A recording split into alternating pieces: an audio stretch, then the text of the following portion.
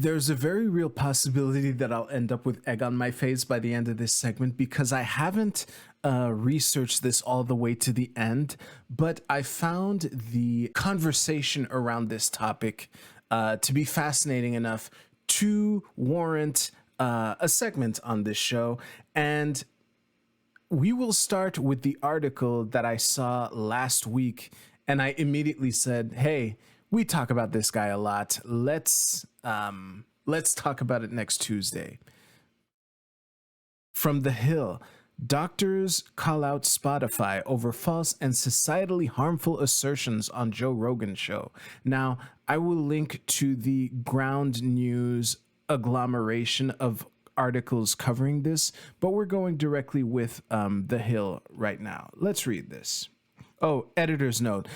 I would have loved to see the initial version of this, because the editor's note is an earlier version of this story mischaracterized the nature of the anti-parasitic medication ivermectin. Maybe they called it a certain animal dewormer. Well, I don't know. Let's read. A coalition of doctors and science educators is calling Spotify to take action against misinformation spread on the Joe Rogan Experience podcast. We've mentioned this on this stream before, like the podcast and the information on it. Quote, by allowing the propagation of false and societally harmful assertions, Spotify is enabling its hosted media to damage public trust in scientific research and to sow doubt in the credibility of data-driven guidance offered by medical professionals. An open letter signed by 270 healthcare professionals stated. We will read this letter, so I'm not going to click on this link. Let's just start with the article. We're going to ease into this. Rogan, 53, has an estimated 11 million listeners and immense influence, according to the letter which was reported by Rolling Stone. Okay, so they probably broke the story. Epidemiologist Katrin Wallace, who signed the letter, told the magazine that she views Rogan as a menace to public health and that his ideas are fringe and not backed in science. Wallace added that having Rogan and his guests on a huge platform makes it seem there are two sides to this issue, and there are really not.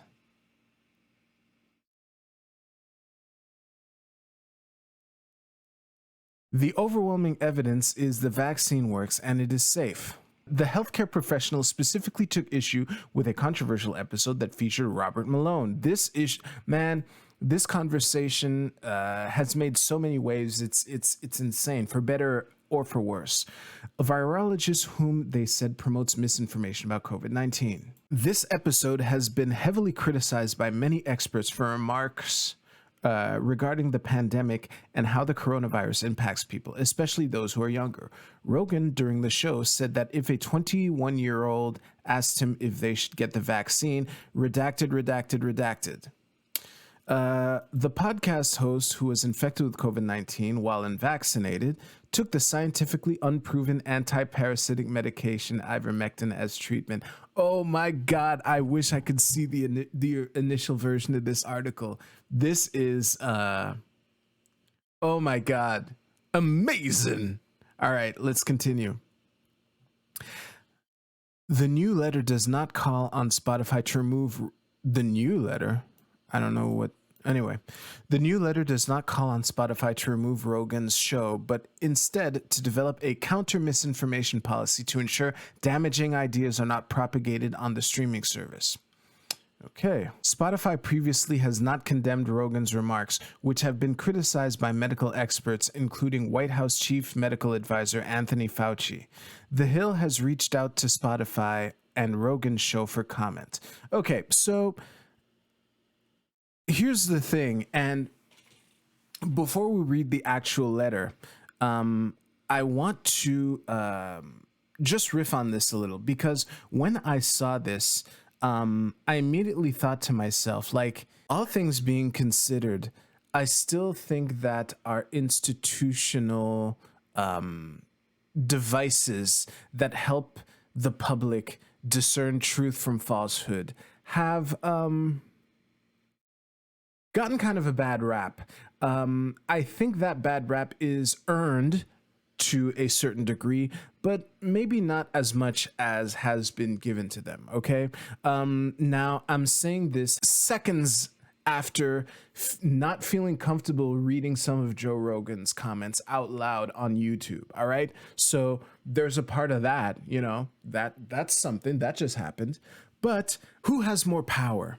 I would argue that between Joe Rogan and Spotify, I think it's an easy case to make that Spotify, the multinational institution, probably has more clout and more pull than Joe Rogan does. However, Joe Rogan is Joe Rogan. And I don't know, I don't think it will ever be known, the details of the contract that Joe Rogan signed with Spotify to get his exclusive deal with them. But if there's anyone who has the pull to sign with a multinational corporation and make sure that there are clauses in there that guarantee their freedom to say whatever the fuck they want, however the fuck they want, whenever the fuck they want, it's Joe Rogan. And I have the feeling that if Spotify were to bring the hammer down on the Joe Rogan experience, they would be breaching their contract with him, which is why they wouldn't do it, But that being said, let us read the actual letters written by these doctors. An open letter to Spotify, a call from the global scientific and medical communities to implement a misinformation policy. On December 31st, Joe Rogan, the JRE, a Spotify exclusive podcast, updated a highly controversial episode featuring guest Dr. Robert Malone, the number of the episode.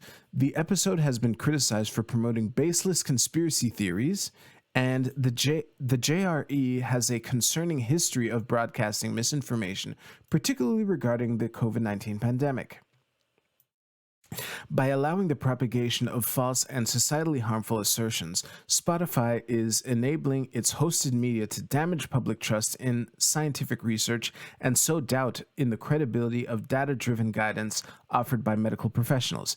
JRE 1757 is not the only transgression to occur on the Spotify platform, but a relevant example of the platform's failure to mitigate the damage it is causing. Okay, I felt like going on a little rant here, but I'm going to spare you. How long is this letter? Okay, it's not that long. Most of it is signatures, which we will get to also. Continuing.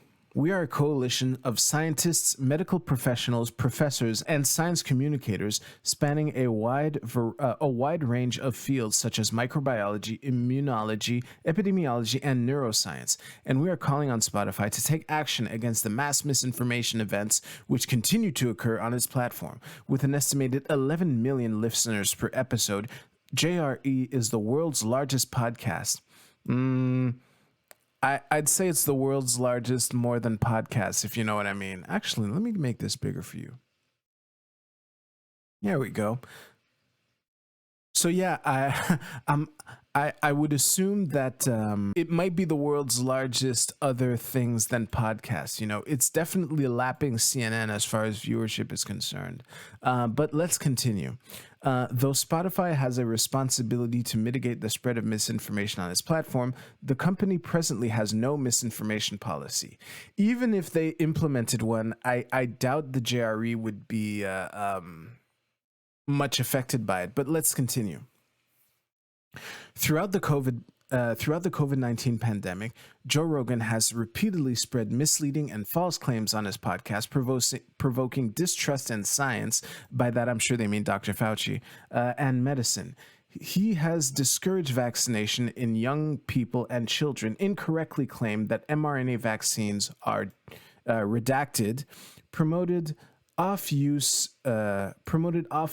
use of ivermectin to treat COVID-19 contrary to FDA warnings, and spread a number of unsubstantiated conspiracy theories. In episode 1757, Rogan hosted Dr. Robert Malone, who was suspended from Twitter for spreading misinformation about COVID-19. Dr. Malone used the JRE platform to further promote numerous baseless claims, including several falsehoods about COVID-19 vaccines and an unfounded theory that societal leaders have hypnotized the public. This right here is a reference to mass formation, which I have talked about on the show before. This is a very interesting way of wording the concept of mass formation. Societal leaders have hypnotized the public. Interesting. Let's continue. Many of these statements have already been discredited. Notably, Dr. Malone is one of two recent JRE guests who has compared the pandemic policies to the Holocaust. These actions are not only objectionable and offensive, but also medically and culturally dangerous. The average age of JRE listeners is 24 years old, and according to data from Washington State, unvaccinated 12 to 34-year-olds are 12 times more likely to be hospitalized with COVID than those who are fully vaccinated. Dr. Malone's interview has reached many tens of millions of listeners vulnerable to predatory medical misinformation. Mass misinformation events of this scale have extraordinarily dangerous ramifications. As scientists, we face backlash and resistance as the public grows to distrust our research and expertise. Oh my God. Well, I couldn't hold that laugh back. Let's continue. As educators and science communicators, man, okay, here's a little tangent that I'm going to go on. What a massive failure in scientific communication this pandemic has been. Holy shit.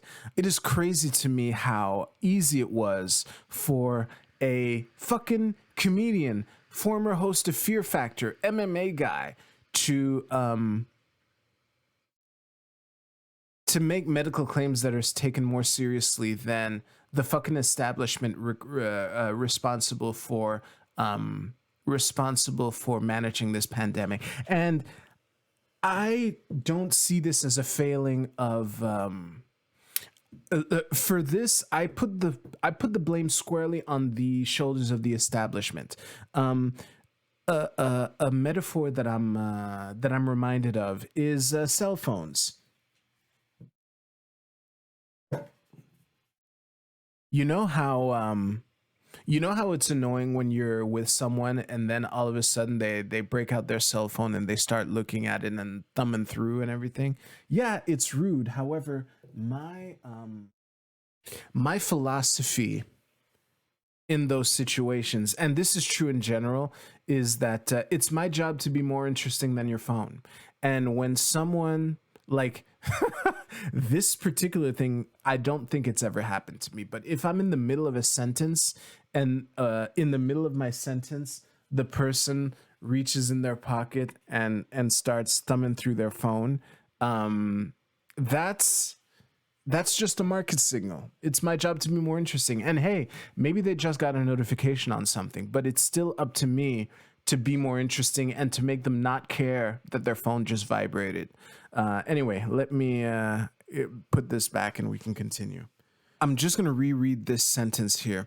As educators and science communicators, we are tasked with repairing the public's damaged understanding of science and medicine. As physicians, we bear the arduous weight of a pandemic that has stretched our medical systems to their limits and only stands to be exacerbated by the anti-vaccination sentiment woven into this and other episodes of Rogan's podcast. This is not only a scientific or medical concern, it is a sociological issue of devastating proportions, and Spotify is responsible for allowing this activity to thrive on its platform.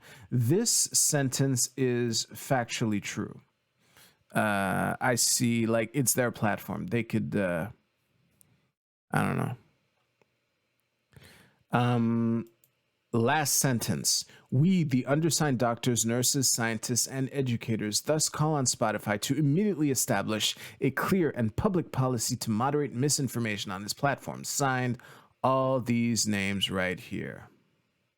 There are over 270 of them, but I would like to draw your attention on something, though. Let's just read some of these headlines. Scientists call out Spotify for misinformation. Okay. 270 plus doctors denounce COVID misinformation. 270 doctors. So the point that I'm drawing to, and I'm happy to see that the proportion of outlets that did this looks small at a glance. Like here, the Independent is calling them scientists, the Guardian is calling them doctors. But when I first heard of this story, the headline was 270 doctors. Well, it turns out that and I must applaud the people who signed this letter themselves for their honesty, which was unfortunately misreported by news outlets.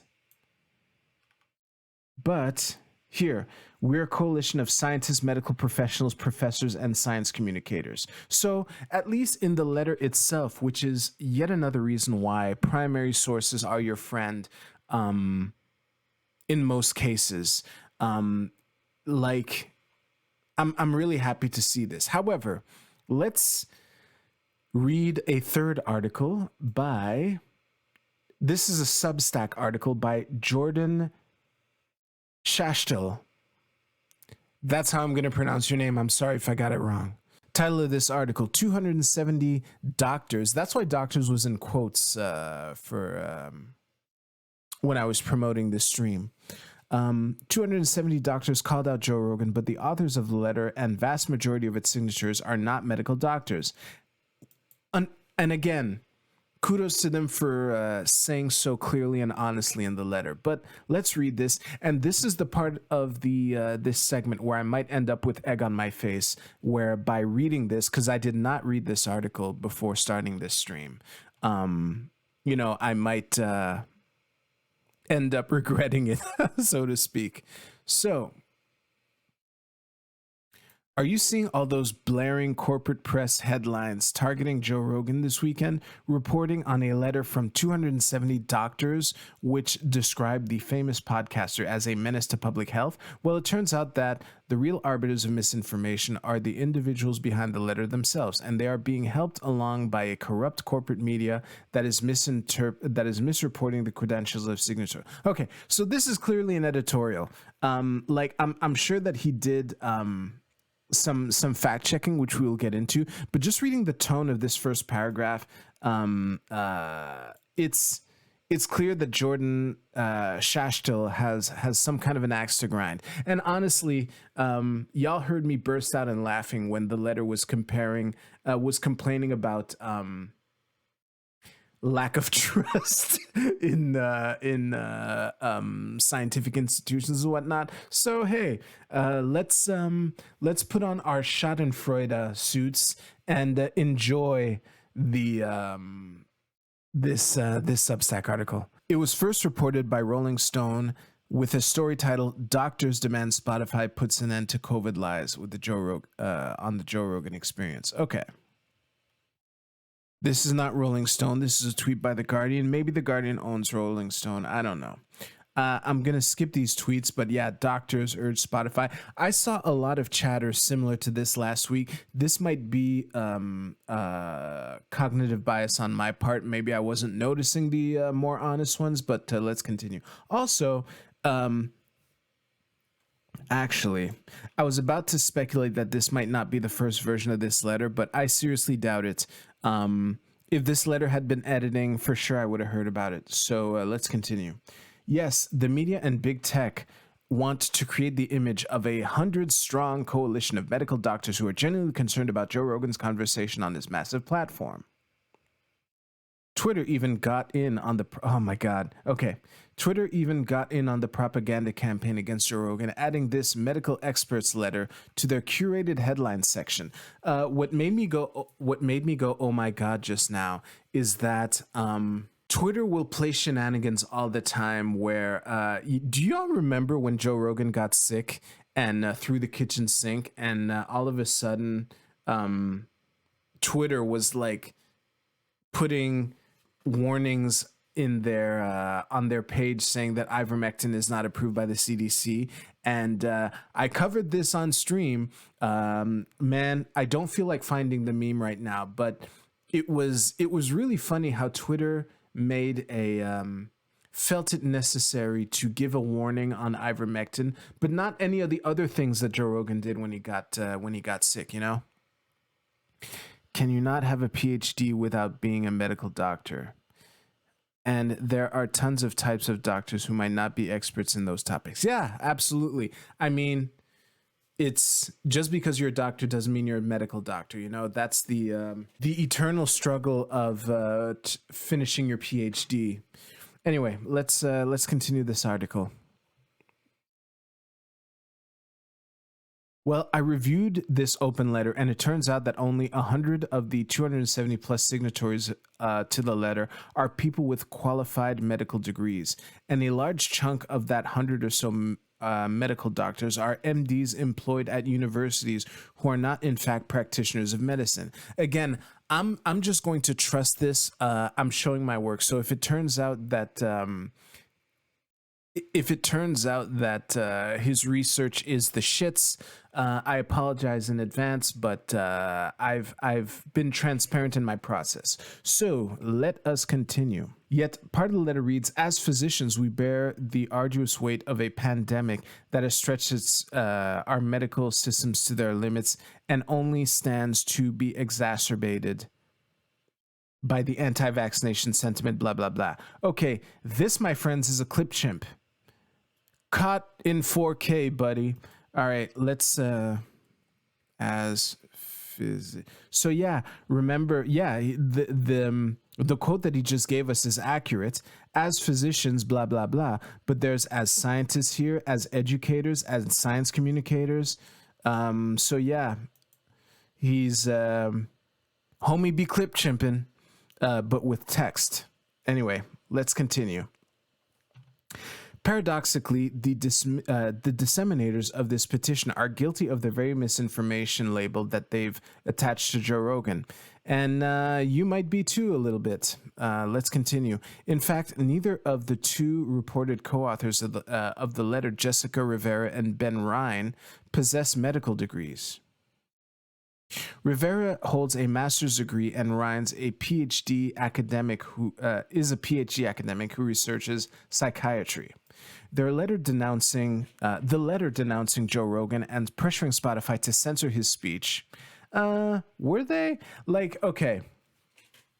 Let's play devil's advocate a little.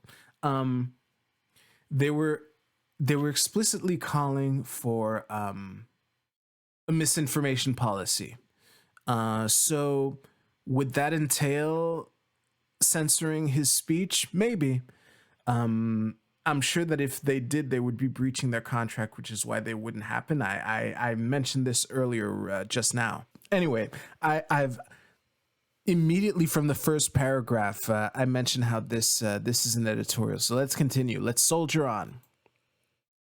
By my count, the letter is signed by over 50 PhD academics, around 60 college professors, 29 nurses. Nurses are medical professionals. I would include nurses with practitioners. They're out there in the trenches too. So anyway, continuing. 10 students, 4 medical residents, and even a handful of science podcasters. If that's true, that is funny. That is really funny. Okay. My science podcast good, your science podcast bad. The letter, which uses the word misinformation 9 times in 5 paragraphs, concludes with a call for Spotify to censor Rogan as part of a policy to moderate misinformation on the platform. Notably, there's no information on who or what group is behind the creation and circulation of the open letter. That is interesting to know. That is interesting. Rivera, the reported lead author of the letter, is associated with the far-left Rockefeller Foundation and The Atlantic, and she is a CNN contributor. Okay. Not sure what I think of that, but let's continue. Oh, sponsor. Yeah, there you go. Oh, that's it. Okay. So that was it. Well, I'm glad I read it, and again, I'm really happy that the letter was more honest than some of the news outlets reporting on the letter. So I would say that I am very eager to find out what is going to happen with this story, if anything at all, because I've griped on this stream before about how cringe doing your own research is. And as a matter of fact, when I said primary sources are your friend in most cases, the little implied asterisk there are studies in a field that you know nothing about. If you read a study in a field that you know nothing about, good for you, but you probably didn't learn anything meaningful. And you're kind of just using that study as a further evidence of whatever you thought before you read the study in the first place. Even if the study disagrees with your conclusion, then the mistakes in that study will leap out to you, or at least the perceived mistakes, and will serve to reinforce whatever the fuck you thought before reading the study in the first place, you know? So I am very curious to see what happens with this. It is very fascinating to see how the media are reacting to this. So thank you very much for watching. If you liked this segment, you will certainly enjoy this one right here. So please tap on the card right here to watch the next one. Thank you very much. I'll see you soon.